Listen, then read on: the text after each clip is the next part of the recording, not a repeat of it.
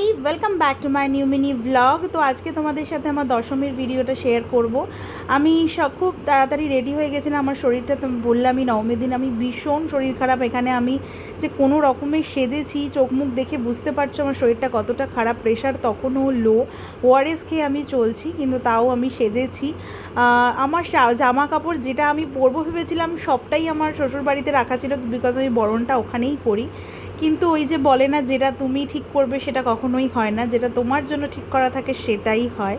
তো দশমীর পুজোটা আমি ছোটোবেলা থেকেই দশমীর অঞ্জলিটা দিয়ে থাকি, মানে দশমীর দিন আমার অঞ্জলি দেওয়া এটা ম্যান্ডেটারি একটা জিনিস। আর এই দর্পণ বিসর্জনের সাথে সাথে মনটা এতটা খারাপ হয়ে যায় যে আবার একটা বছরের অপেক্ষা, এই এত ঠাকুর দেখা, এত আনন্দ, পাড়ার মোড়ে মোড়ে এত আলো, সব নিভে যাবে আজকে। মা সবটা খালি করে চলে যাবে তার নিজের বাড়ি। মাকেও নিজের বাড়িতে ফিরতে হবে, আমাদেরকেও নিজেদের কাজে ফিরতে হবে।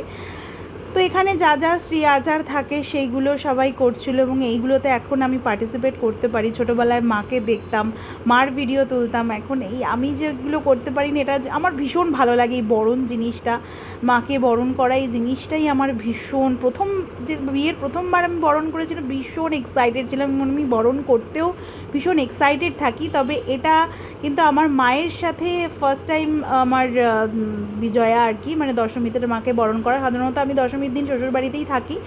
তো যাই হোক, এবার মায়ের ইচ্ছা ছিল, তো সেই জন্য আমি এখানে বরণ করছিলাম। মনটা ভীষণ খারাপ, এই সময়টা এতটা মনটা খারাপ থাকে। তবুও মার কাছে এটাই প্রার্থনা, সবাইকে ভালো রেখো, আমার পরিবারকে ভালো রেখো, প্রত্যেকটা মানুষ যেন ভালো থাকে, সবার সুখ সমৃদ্ধি, সমস্ত বিপদ আপদ কেটে যাক, এটাই আমরা চাই। এবং আগামী দিনগুলোতে আমাদের মা আবার আসুক, আবার একটা বছরের অপেক্ষা, মা নিশ্চয়ই আবার আরও আনন্দ নিয়ে আসবে।